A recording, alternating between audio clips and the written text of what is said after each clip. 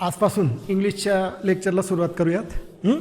आपलं जे prime target आहे तर ते वर्ग 2 आणि वर्ग 3 या परीक्षांचं आहे, बरोबर आहे.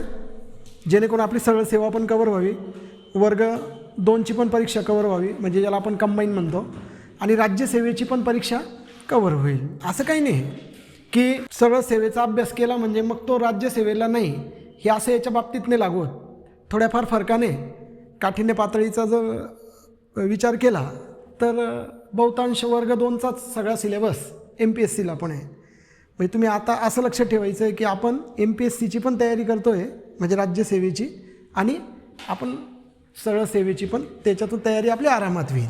एक असं आपण ॲव्हरेज मेंटेन करू. फक्त सरळ सेवेच्या दृष्टिकोनातून पाहिलं ना, मग राज्यसेवा तुम्हाला थोडंसं अवघड जाईल. मग देतानाच त्या लेवलचं देतो राज्यसेवेच्या वर्ग 2च्या, म्हणजे खालच्या परीक्षा ॲटोमॅटिकली कवर होतील. ठीक आहे. म्हणजे काय असतं ॲक्च्युली, आता आर्टिकल टॉपिक आहे. आर्टिकल्स किती? आर्टिकल्स 3. राज्यसेवेचे नाही बरं का, आपल्या इंग्लिशचे किती आहेत? 3. कोणते? अ एन द, बरोबर. मग त्या टॉपिकवर आपण सरळ सेवेच्या दृष्टिकोनातून प्रश्न आणि त्याच्यावरच राज्यसेवेच्या दृष्टिकोनातून प्रश्न, याच्यात फक्त फरक पडेल. पण मग शिकताना तर आर्टिकल सरळ सेवे तलाठीसाठी पण तेवढंच नियम पाहावं लागतील आणि राज्यसेवेसाठी पण तेवढंच पाहावं लागतं. फक्त प्रश्नाच्या पॅटर्नमध्ये आणि 2-4 नियम जे आहेत ते थोडंसं डीप कवर करावे लागतील, जे कवर करावेत असं मला वाटतं आहे. चालेल ना? असा तो एक मध्य ठेवू आपण, कंबाईन आणि राज्यसेवेच्या आसपास, म्हणजे खालच्या परीक्षा कवर होतील. खालून वर जाणं अवघड आहे, लक्षात घ्या, आणि वरून मग खाली कवर करता येतं. ठीक आहे. तर तुम्ही कुठलीही परीक्षा द्या, सरळ सेवा द्या, तलाठी भरती द्या, TET द्या, किंवा काही ह्या परीक्षा येतात कंबाईन द्या, वर्ग 3 द्या, टॅक्स ॲसिस्टंट आता नाही झाले का ह्या रविवारी, किंवा राज्यसेवेची द्या, सिलेबस एकच आहे. म्हणजे इंग्लिशचा सिलेबस आणि मराठीचा सिलेबस ॲज अ लँग्वेज हा एकच आहे. आणि ते 5 पॉईंट आहे. ते 5 पॉईंट तुम्हाला माहीत पाहिजे आणि ते तुम्ही डीपली केले पाहिजे. ठीक आहे. कोणते 5 टॉपिक्स आहे आयोगाकडनं लावलेले, त्याचा जर विचार केला तर सगळ्यात पहिले त्यांची जी सूचना असते आपल्याला, किंवा त्यांचा जो सिलेबस असतो तर तो असतो कॉमन व्होकॅब्युलरी. लिहून घ्या, सिलेबस असं म्हणा. इंग्लिशला सिलेबस काय असं विचारलं तर तुम्हाला तो माहीत पाहिजे पहिले का सिलेबस काय आहे. मुलं काय म्हणतात ग्रामरचा पेपर, पण हा ग्रामरचा पेपर नाही आहे फक्त. ग्रामर त्याचा एक कंपोनंट आहे, लक्षात घ्या. तर बघा, कॉमन व्होकॅब्युलरी, त्याच्यानंतर सेंटेन्स स्ट्रक्चर, ग्रामर, ग्रामरचं स्पेलिंग नीट लिहा. त्याच्यानंतर idioms and phrases and their meanings, आणि कॉम्प्रिहेन्शन. असा कुठल्याही परीक्षेला सिलेबस आहे. सिलेबसमध्ये फरक नाही, लक्षात घ्या. काठिण्य पातळीत फरक आहे फक्त. लिहिलं? एक्झॅक्टली हाच टॉपिक मराठीमध्ये पण आहे. एक्झॅक्टली हाच टॉपिक मराठीच्या सिलेबसला आहे. मराठीत काय होईल? सर्वसामान्य शब्दसंग्रह. याचं भाषांतर केलं म्हणजे मराठीचा सिलेबस है ना. याला काय म्हणतील? वाक्य रचना. कारण लँग्वेजचा अभ्यास करताना वाक्यरचना येणार नाही, असं होणारच नाही. ग्रामर, ग्रामर तर त्याचा आत्मा आहे. त्याच्यानंतर इडियॉम्स, फ्रेजेस म्हणजे म्हणी, वाक्प्रचार, त्यांचा अर्थ व उपयोग, आणि आकलनाचा उतारा. हा पाठ सोडला तर बाकीच्या पाठवर आपल्याला शिकवता येण्यासारखं आहे. हे शिकवायचं नाही, हे याची प्रॅक्टिस करावं लागेल. पॅसेज द्यायचा, वाचायचा, थोडी प्रॅक्टिस करायची. फार त्याच्यावर थोडंफार मार्गदर्शन करता येईल, पण मग हे शिकवून नाही होणार, तर थोडं प्रॅक्टिस नाही होईल. याच्यात पण बघा, ॲडॉन्स, फ्रेजेस आणि कॉमन व्होकॅब्युलरीमध्ये पण तुमचा रोल जास्त आहे माझ्यापेक्षा. का मी येईल आणि तुम्हाला व्होकॅब्युलरी त्याच्यामुळे यायला लागेल पटापट, असं कमी घडेल. मी फक्त पॅटर्न सांगेल तुम्हाला. मी काय सांगेल? अँटोनिम्स काय असतं, उदाहरणं थोडेफार. सगळेच करू शकतो का? नाही. 1 वर सबस्टिट्यूट, कन्सेप्ट सांगेल. होमोनिम्स, होमोफोन्स, त्याच्यावर प्रश्न कसे आले ती कन्सेप्ट सांगेल. पण ते स्पेलिंग्स स्पेलिंग एररवर पण प्रश्न येतो. स्पेलिंगचे एरर, त्यांचे अर्थ, त्यांचे समानार्थी, विरुद्धार्थी. आजच तुम्ही कामाला लागायचं की व्होकॅब्युलरी मला स्वतःला डेव्हलप करायची आहे. ठीक आहे. ग्रामर पहिल्या रूलपासून शेवटच्या रूलपर्यंत समजून सांगता येतं, जे मी काम करेल. पुन्हा पुन्हा सांगता येतं नाही समजलं तर. पण व्होकॅब्युलरीला एक माझ्याकडनं बाउंड्री का मी सांगेन व्होकॅब्युलरी याच्या पुढे काहीच येणार नाही असं होऊ शकत नाही. पण मग चेन द वाईस मी तुम्हाला पूर्ण कवर करेल. डिग्री मी तुम्हाला पूर्ण कवर करेल, सांगेल बघ डिग्रीवर असे असे प्रकार आहेत, याच्यावर असे असे प्रश्न येतात. इथे मात्र तुम्हाला थोडी धुरा तुमच्या खांद्यावर पण घ्यावी लागेल. तयारी ना? हां. व्होकॅब्युलरी आणि क्रियापदाचे 3 रूपं हे आजपासून तुम्ही प्राधान्याने पाठ करायचे, लक्षात घ्यायचे. म्हणजे तुम्हाला गोचा भूतकाळ ना वेंट हे माहीत पाहिजे. गो ही वर्ब आहे म्हणजे जाणे, वेंट म्हणजे गेला म्हणजे भूतकाळ होतो, मग गॉन म्हणजे तिसरं रूप आहे. हे तुमच्याकडे पाहिजे. म्हणजे आता मी हे नाही शिकवू शकत तुम्हाला या वर्गात. ते कुठे वापरायचं ते मी तुम्हाला सांगणार आहे. का तुम्हाला वेंट केव्हा वापरायचं, वाक्यात असे कोणते इंडिकेटर्स असणार आहे का जेव्हा तुम्हाला वेंट वापरायचं आहे. म्हणजे उदाहरणार्थ बघा, त्यांनी तुम्हाला वाक्य दिलं ही डॅश इंटू ब्रॅकेट ते गो देतात. त्यांची विचारण्याची पद्धत बघा, डॅश आणि इथं दिलं त्याने गो टू स्कूल आणि इथं दिलं त्याने एव्हरी मॉर्निंग. Every morning. आता ही इंडिकेटर्स आहे याच्यामध्ये. याचा अर्थ आहे तो दररोज सकाळी शाळेत जातो असं म्हटलं तर समजून घ्यायचं की हा वर्तमान काळ आहे, गेला भूतकाळ आहे. ठीक आहे. आता याची 4 पर्याय. त्यांची सूचना काय असते? Use appropriate form of the verb given in the bracket. ही त्यांची सूचना आहे. काय? Use appropriate form of the verb given in the bracket. कंसात दिलेल्या क्रियापदाचं योग्य ते रूप वापरा. एक तर अशी सूचना देतील. नाहीतर fill in the blank correctly with the given options. Fill in the blank correctly with the given options. दिलेल्या ऑप्शन्समधून फिल इन द ब्लँक करा. ठीक आहे. आता तुम्हाला 4 पर्याय आहे आयोगाकडनं. मग पहिला पर्याय आहे गो, जिथे ॲज इट इज क्रियापद. दुसरा पर्याय आहे वेंट. तिसरा पर्याय आहे गोज. आणि चौथा पर्याय आहे हॅज बीन गोईंग. आता तुम्हाला हा प्रश्न समजा परीक्षेला 24 नंबरचा आहे. उदाहरण, तुमची आन्सर की या पद्धतीची असणार आहे, जी ऑब्जेक्टिव्ह टाईप पॅटर्नमध्ये असेल किंवा तुमचा TCS असेल तर तुम्हाला ते क्लिक करावं लागेल जे काय असेल.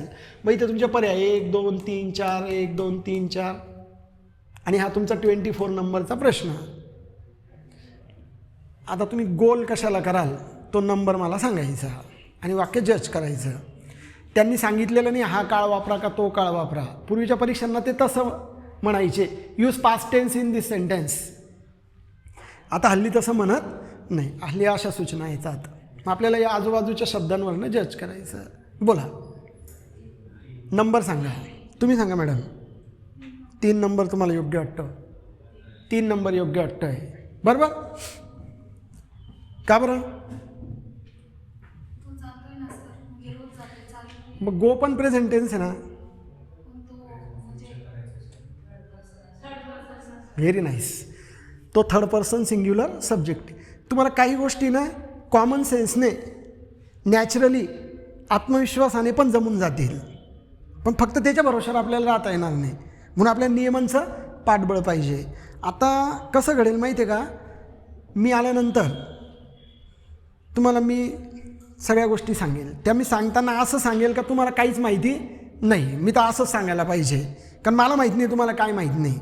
म्हणून मग तुम्हाला काही वाक्यातून मी चाचपडणार आहे का तुम्हाला येतं किती. आता तुम्हाला थर्ड पर्सन सिंग्युलर ही कन्सेप्ट माहीत असणं आणि ज्या विद्यार्थ्याला माहिती आहे तो या स्पर्धा परीक्षेमध्ये पुढे निश्चितच. आणि ज्याला थर्ड पर्सन सिंग्युलर हे माहीत नाही आहे आणि त्याला आत्ता कळणार आहे तर तो इतरांपेक्षा नॅचरली मागे. त्याच्यामध्ये मग वाईट वाटण्यासारखं असं काहीच नाही. आत्ता मला कळलं आहे, मी लक्षात ठेवेल. ज्याने केलं आहे तो पुढे जाईल, है ना. अशा पद्धतीची एक सुंदर प्रकारची स्पर्धा आहे. ज्यावेळेस मला यायला लागेल त्या दिवशी मी पास होऊन जाईल, मला कोणीच रोखू शकत नाही, आज ज्याला येतं तो पास होऊन जाईल. इतकी निर्विवाद निखळ अशी स्पर्धा आहे. त्याच्यामध्ये काही कोणी पास झालं आणि मी नाही झालं तर काही वाईट नाही हरकत नाही, माझा अभ्यास झाला मी होऊन जाईल. ठीक आहे, चलो. तर मग या ठिकाणी वेंट वापरायचं कारण का नाही आहे, तर वाक्यामध्ये भूतकाळातला काही शब्द नाही आहे. समजा हेच वाक्य मी इथे असं लिहिलं असतं की लास्ट इयर, म्हणजे गेल्या वर्षी मी दररोज शाळेत जात असे किंवा जायचो, म्हणजे रीती भूतकाळ होईल, ज्याला इंग्लिशमध्ये हॅबिच्युअल पास्ट, म्हणजे पास्ट होईल हॅबिच्युअल होऊन जाईल. म्हणजे हे इंडिकेटर्स तुम्हाला फाइंड आउट करायचे आहे. तुम्हाला जमेल, जमणार नाही असं नाही आहे, पण ते जमण्याकरता तुम्हाला ते फाइंड आउट करावं लागेल आणि ते फाइंड आउट करायला मी तुम्हाला मदत करेल. मग आणि हॅज बीनमध्ये सिन्स आणि फॉर असतो वाक्यात, जेणेकरून ती क्रिया दीर्घ असते. पण इथे दीर्घ क्रिया होते असं काही नाही आहे, कारण एव्हरीडे म्हटलेलं आहे. म्हणून हा पर्याय नाही येणार, हा पर्याय नाही येणार. याला इलिमिनेशन मेथड म्हणतात. काय म्हणता? Elimination method. 2 प्रकारचे मुलं पास होणारे होतात. एक म्हणजे ज्याला करेक्ट उत्तर माहिती आहे, करेक्ट उत्तर माहिती आहे तुम्हाला, 3 नंबर 24-3 मार्क मिळाला. एक तर ज्याला करेक्ट माहिती आहे, नाही तर ज्याला 3 इनकरेक्ट फाइंड आउट करण्याचं कौशल्य ज्याच्यात आहे तोही पास. म्हणजे तसं पाहिलं तर बेभरोशाची स्पर्धा आहे. बरोबर उत्तर नाही माहिती, 3 चुकीचे माहिती तरी पास. आणि UPSCमध्ये तू लिहावं लागतं, तुला लिहि भारताची राजधानी कोणती, मग त्याला नवी दिल्ली लिहिलं तर त्याला मार्क भेटेल. आणि इथं भारताची राजधानी कोणती 3 चुकीचे काढले नाही, काय माहीत नाही, मग तरी पास असं आहे. म्हणून मग ह्या ऑब्जेक्टिव्ह मेथडवर काही अभ्यासक आक्षेप घेतात, काही अशी बेभरोशाची पद्धत आहे. इथं असं तुक्के पण मारून पास होता पोरं असं काही लोक म्हणतात. हां, म्हणून तो पॅटर्न बदलणार आहे 2025पासून. काखी परीक्षा तुम्ही आता रायटिंग करा मेन्सची. बरं ठीक आहे, तो एक वेगळा पार्ट. पण या मेथडने पण तुम्ही काय करू शकता, मार्क फाइंड आउट करू शकता. हे 2 गेले. आणि मग आता तुमच्या पुढे प्रेझेंटसाठी 2 पर्याय उभे राहतात, गो आणि गोज, आणि ज्या उत्तरापर्यंत तुम्ही इथे पोचताय. ठीक आहे, चला. तर ग्रामरचा हा एक कोर पार्ट आहे. इडियम्स फ्रेजेसवर प्रश्न येतात. साधारण जर तुम्ही सरळ सेवेमध्ये जर आपल्याला 25 प्रश्न असतील किंवा 30 प्रश्न असतील, ज्या परीक्षेला इंग्लिशला 30 किंवा 25 प्रश्नाचं वेटेज आहे, असा जर विचार केला, ज्याला आपण सरळ सेवा म्हणू. सरळ सेवेचा अर्थ होतो पहिली परीक्षा आणि पोस्ट, याला म्हणतात सरळ सेवा. सोपी परीक्षा म्हणजे सरळ सेवा असं नाही बरं का. सरळ सेवा म्हणजे no mains no interview, only first step and you will get post. कारण ते पद हे निम्न स्तराचं आहे. मग त्याच्याकरता इतक्या परीक्षा राबवायची काही गरज नाही असं अभ्यासकांना वाटतं. त्या परीक्षेमध्ये मग पहिल्याच परीक्षेला त्याला इंग्लिश मराठी असतं आणि GS गणित सगळं पहिल्या ह्याच्यात, नंतर काहीच ठेवायचं नाही. त्याला म्हणतात सरळ सेवा. मग सरळ सेवेला पूर्व परीक्षेला म्हणण्यापेक्षा एकच परीक्षा असते, त्याला इंग्लिश मराठी रोल असतो साधारण 25%, काही परीक्षांना 30 असतो. ठीक आहे, मग 30 आला का मग ती 120 प्रश्नांची होते, असं वेटेज वाढतं जे असेल ते. तर साधारण 25 ते 30 प्रश्न झाले. तर याचं बायफर्गेशन कसं होतं, म्हणजे कोणत्या टॉपिकला तुम्हाला किती वेटेज द्यायचा हे पण समजणं महत्त्वाचं आहे. जर सेंटेन्स स्ट्रक्चरचा विचार केला तर एक प्रश्न सेंटेन्स स्ट्रक्चरवर येतो. कसा येतो मी तुम्हाला ओघात सांगेन. त्याच्यानंतर व्होकॅबलरीचा जो पॅटर्न आहे त्याच्यावर तुम्हाला 5 ते 6 प्रश्न व्होकॅबलरीवर पडणार. हा पण ॲक्च्युली व्होकॅबलरीचाच पार्ट आहे, पण याला त्यांनी स्पेशल दर्जा दिला आहे. व्होकॅबलरीपेक्षा थोडं वेगळं आहे असं अभ्यासकांना वाटतं. याच्यावर साधारण 2-3 प्रश्न म्हणजे 7-8 प्रश्न जे आहेत ते व्होकॅबलरी कवर करणार आहे. जर कॉम्प्रिहेन्शनवर एखाद्या परीक्षेला प्रश्न नाही विचारला गेला, याला शक्य आहे कोणत्या परीक्षांना, सरळ सेवेच्या, का कॉम्प्रिहेन्शनवर नाही विचारणार, म्हणजे पॅसेज नाही विचारणार. असं झालं तर मग ते 5 मार्क जे असतात ते वर डिवाईड होऊन जातात. नाही तर रिडिंग कॉम्प्रिहेन्शनला 3 ते 5 मार्काचा पॅसेज पडायला पाहिजे. ठीक आहे, आणि मग जे उर्वरित वेटेज आहे आता हे सगळं या ग्रामरच्या सेक्शनला आपल्याला बघायला मिळणार आहे, जे 11 ते 12 प्रश्न साधारणपणे तुम्ही गृहीत धरायचे. म्हणजे व्होकॅबलरीपेक्षा साधारण 1.5 पटीचं अंतर हे ग्रामरला कव्हर होईल. हां, कंबाईनला सांग. आता हे सरळ सेवेचं झालं कव्हर. हां, आता बघा जी कंबाईनची परीक्षा आहे ग्रुप बी झाली, आता ग्रुप सीला पण तुम्ही कंबाईनच म्हणा, किंवा राज्यसेवेची झाली. आता या सगळ्या परीक्षांना त्यांनी एकच पॅटर्न करून टाकलेला आहे. हां, तर तो पॅटर्न आहे की त्यांनी इंग्लिश आणि मराठी हे 50-50 मार्क्सला सरसकट करून टाकले आहेत. सरसकट 50-50. पहिले 20 प्रश्न ते वेगळे विचारायचे GSचे, पण तो पार्ट आता काढून टाकला. सरळ सरळ त्यांनी इंग्लिशला 50 आणि मराठीला 50. मग तुम्ही राज्यसेवेचा अभ्यास करा, नाही तर मग ग्रुप बीचा अभ्यास करा. तुम्हाला 50-50 मार्कला इंग्लिश आणि मराठीचा एक स्वतंत्र लँग्वेजचा पेपर द्यायचा आहे. आणि तो पण या सगळ्या परीक्षांना पहिले कॉमन होतो, सगळ्या परीक्षांना कॉमन. आणि मग STIची मेन्सचा तो GSचा पेपर जो होतो तो वेगळा वेगळा होतो प्रत्येक परीक्षेला, पण लँग्वेजचा पेपर कॉमन काढून घेतात ते, है ना. असं पॅटर्न आहे ज्याच्यामध्ये मेन्सला थोडंसं वेगळं डीप त्या विषयामध्ये असेल, पण त्यांचा लँग्वेजचा पेपर पण एकत्र काढतात. मग या 50 मार्क्समध्ये किंवा 50 प्रश्नांमध्ये हे जे वेटेज आहे हे बदलतं. आता इथे फिक्स तुम्हाला 5 मार्काचा प्रश्न म्हणजे 5 प्रश्नांचा एक पॅसेज येणार म्हणजे येणार फिक्स, जो सरळ सेवेला एखाद्या वेळेला इकडे तिकडे होऊ शकतो, येईल किंवा नाही येणार, पण इथे तो फिक्स येईलच. त्याच्याशिवाय त्यांची परीक्षा पूर्ण होणार नाही, लक्षात घ्या लँग्वेजची, कारण त्याला आकलनावर तो विचारत नाही आहे, तर त्यांना ते कमीपणाचं वाटतं, म्हणून त्यांना या परीक्षांना तो घ्यावाच लागतो. हा एक पार्ट. सेंटेन्स स्ट्रक्चरवर 1 किंवा 2 प्रश्न हे साधारण विचारले जाणार सेंटेन्स स्ट्रक्चरवर, ज्याचा मार्क मिळवता येणं सहज आहे. त्याच्यानंतर कॉमन व्होकॅब्युलरीवर साधारण 11 ते 12 प्रश्न आणि 5 ते 6 प्रश्न हे इडियम्स फ्रेजेसवर, आणि उरलेलं जे काही वेटेज असेल मग एक 25 ते 27 प्रश्नांचं जे ग्रामरच्या सेक्शनकडे जाईल. ठीक आहे. इन अँड ॲव्हरेज बऱ्यापैकी पेपर असतो, जो विद्यार्थी अभ्यास करतो, व्होकॅब्युलरी ज्याची थोडीफार बरी असते, ज्याचा आत्मविश्वास चांगला असतो, तो बऱ्यापैकी मार्क काढून घेतो.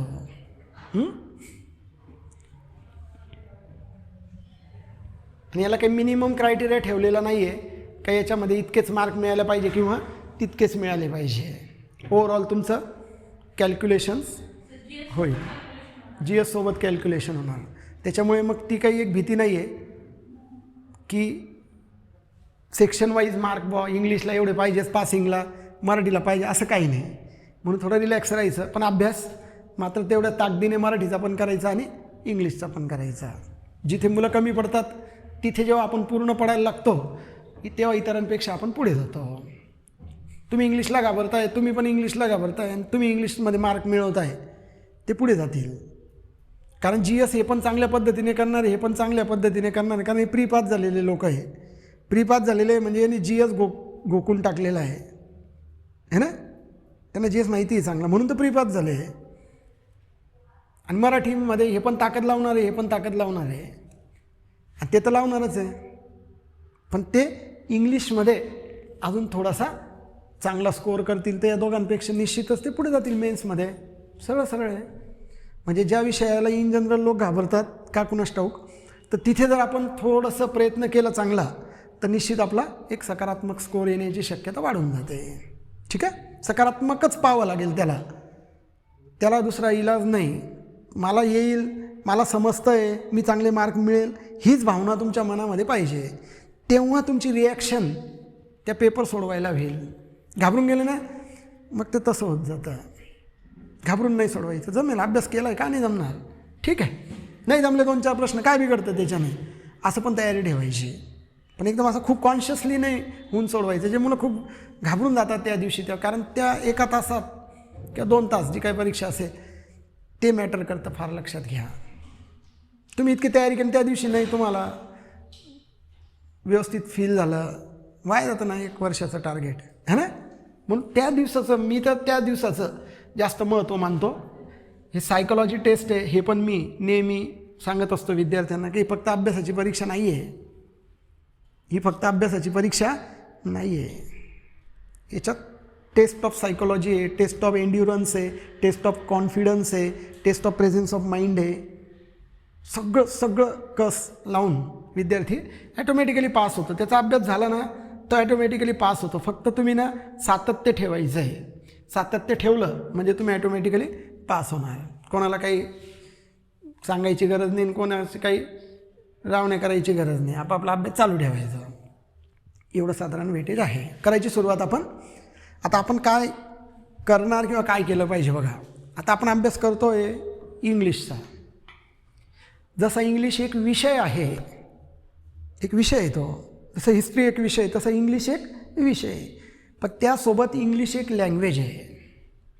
असा जर विचार केला तर त्या लँग्वेजच्या दृष्टिकोनातून आपल्याला त्या विषयाकडे पाहावं लागेल.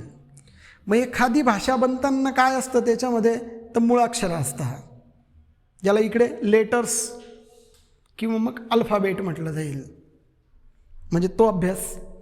मग मराठीमध्ये वर्णमाला, मराठी भाषेचा उगम, त्याच्यानंतर पहिलं शिलालेख कुठे, त्याच्यानंतर मग आद्य कवी कोण, अमुक कोण डमुक कोण. इथं तसं काहीच नाही, इथं आद्यविद्य काही शोधायची गरज नाही. वर्णमालेमध्ये किती वर्ण आहेत, नव्याने किती ॲड झाले, मग स्वर किती, मग व्यंजन किती, अर्धस्वर किती, स्वरादी किती, मग त्याच्यामध्ये मग बाकीचे मग तुमचे मग उष्मे काय आहेत, त्याच्यानंतर मग उच्चार स्थानानुसार मग कोणते कंठे कोणते, औष्ठ कोणते, कंठोष्ठ कोणते, काहीच नाही. ते चॅप्टर इथे काहीच नाही एवढं. त्याच्यानंतर संधी पुढचं चॅप्टर आहे मराठीमध्ये, इथे नाही. आणि मग मराठीमध्ये जेव्हा आपण शब्दांच्या जातीवर येतो तर तिथून इंग्लिशचा अभ्यास चालू होतो. एवढं आपलं वाचतं, ठीक आहे. पण बाकीचे टॉपिक मग इकडे आहेत तर ते मराठीत पण नाही, मग असं पण आहे, म्हणजे होतं ते बॅलन्स. तर मग आपण सगळ्यात पहिले जर तुम्हाला विचारलं की मुळाक्षरं किती इंग्लिशमध्ये साधारण, तर तुमचं काय उत्तर असेल मॅडम? किती मुळाक्षरे, अल्फाबेट किती? 26 आहेत, बरोबर आहे. ए पासून तर झेडपर्यंत. आणि त्याच्यामध्ये 5 वॉवल्स आहेत. कोणते?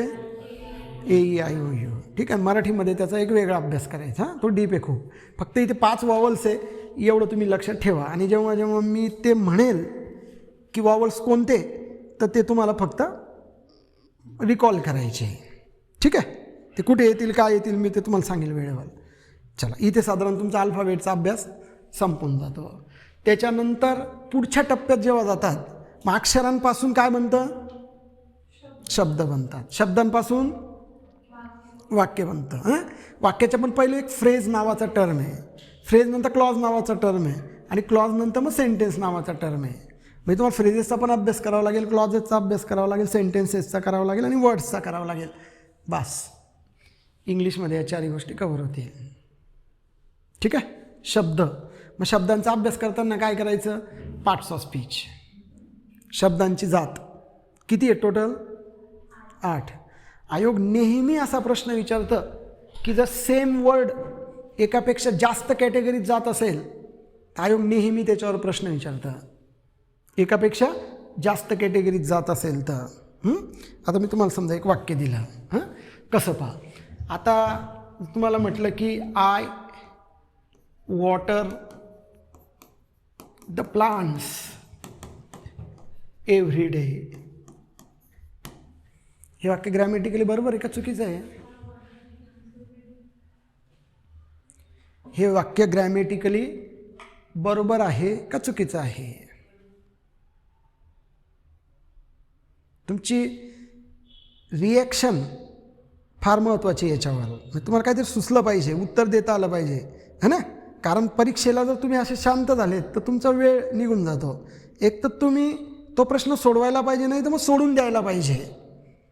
खूप जास्त वेळ नाही घ्यायला पाहिजे एखादा प्रश्न सोडवायला, है ना. रिॲक्ट व्हायचं काही सेकंदांनी किंवा काही क्षणांनी. हे वाक्य ग्रॅमॅटिकली ॲक्सेप्टेबल म्हणजे अर्थपूर्ण आहे. हे वाक्य ग्रॅमॅटिकली अर्थपूर्ण आहे. पण मग असं एक क्षणभर का विचार करावा लागला? कारण डायरेक्ट असं आय वॉटर असं काय, है ना, असं आय वॉटर, पण तरी पण ते तुम्हाला बरोबर वाटलं. का बरं? कारण ते बरोबर आहे. चला हा एक दिला असा का दिस सेंटेन्स इज करेक्ट, असं का वाटलं? कारण तुम्हाला काय वाटतं हे पण माझ्या दृष्टीने जाणणं महत्त्वाचं आहे. हां, काही गोष्टी सहज आहे की नाही मला वाटलं, मग तुम्हाला मी ते कॉमन सेन्स सांगितलं आहे, पण त्याच्यावर 100% भरोसा ठेवता येणार नाही, त्याला नियमाचं पाठबळ लागेल. या वाक्यातली क्रियापद कोणती आहे? तीच क्रियापद आहे. कोणती? वॉट. आता तुम्ही एक लक्षात ठेवायचं, इंग्लिशची जी वाक्यरचना आहे ती सब्जेक्ट व्हर्बने चालू होते. व्हेन इट इज स्टेटमेंट, म्हणजे जेव्हा ते ॲसर्टिव्ह किंवा स्टेटमेंट असतं तर सब्जेक्ट व्हर्बने चालू होतं. याच्यात क्रिया करणारा कोण आहे? मी. नारा नारी, क्रियापदाला नारा नारी. मग क्रियापद काय आहे? वॉटर. Subject plus verb. याचा अर्थ आहे पाणी देण्याची क्रिया करणे, पाणी देण्याची क्रिया करणे, असा याचा अर्थ समजला जाईल. आय वॉटर द प्लांट्स, म्हणजे मी झाडांना पाणी देतो, ही देण्याची मी क्रिया करतो आहे. ठीक आहे. दुसरं वाक्य, I give water the plants every day. आता सांगा, हे वाक्य आणि हे वाक्य अर्थाच्या दृष्टीने सारखं आहे का वेगळं आहे? तुमचं म्हणणं वेगळं आहे काहीतरी. हे वाक्य ग्रॅमॅटिकली चुकीचं आहे. का बरं? कशाच्या अगोदर टू पाहिजे? या गिवच्या अगोदर टू का गिवच्या नंतर टू?